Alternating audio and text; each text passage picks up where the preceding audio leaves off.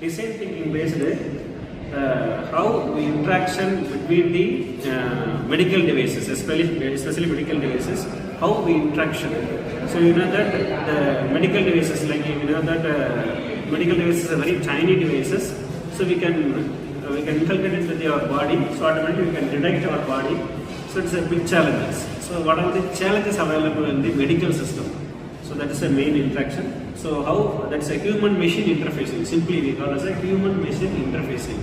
How we can interface to the machine. That is our today's design thinking topic.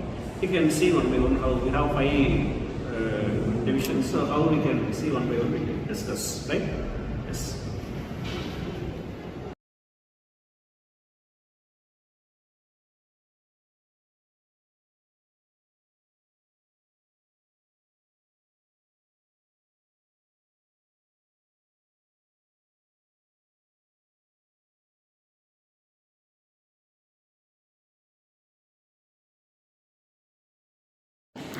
Hi everyone, let us discuss about the empathy part. Surgeons and doctors who operate under a pressure.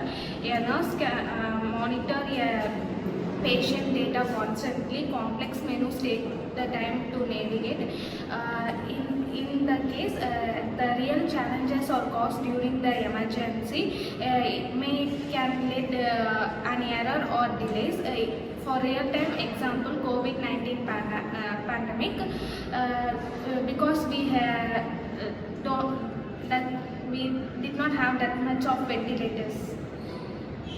So I'm here to talk about the define of a problem statement.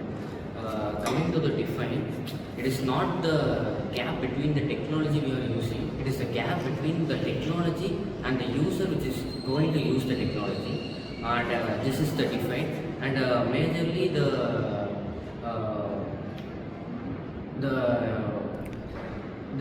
embedded part of our embedded which is used in our medical cases are intuitive and error-free in our stressful conditions.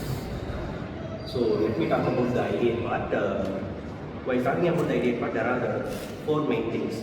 One is voice and gesture control, simplified user interface, and our context-aware UI and haptic feedbacks. So when we talk about the voice and gesture control, we can easily control with our voice and the gesture. For example, take the smartwatches. These are the main example for the voice and gesture control things. And context-based user interface. So if we are using a medical supported device, it should give the necessary information for the user. And then haptic feedback, it's mainly used widely for the medical devices. And then simplified UI, it should be simplified for all the users who can access everything for the medical devices. And so coming up to the prototyping and testing part, first we have to understand the idea part.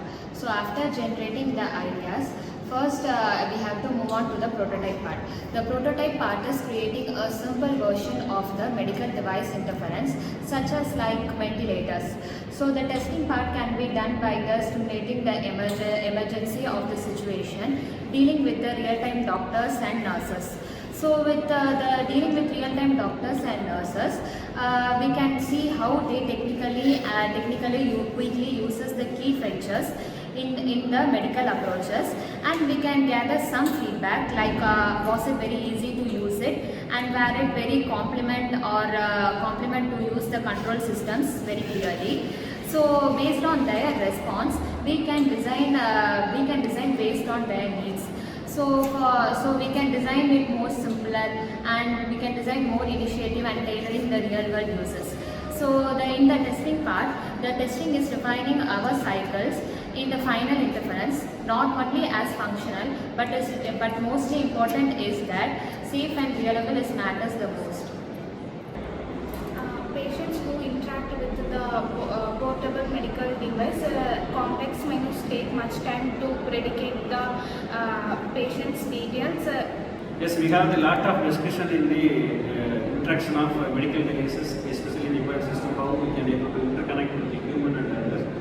So in latest multi-specialty hospitals, so once the doctor giving the treatment to the particular patient, they are giving the feedback and instruction what the treatment they given to the particular patient. They give voice note. That voice note will be stored in the centralized server. It can be used for the future references. So we are told the COVID-19 time, the situation was very crucial for us.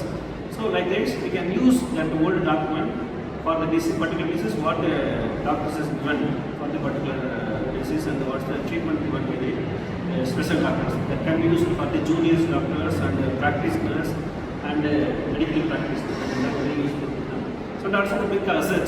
So we can evaluate, we can assess. So it will be stored in the centralized medical devices. We can be able to assess anywhere, everywhere. This is the biggest assessment of medical department. Yes, thank you.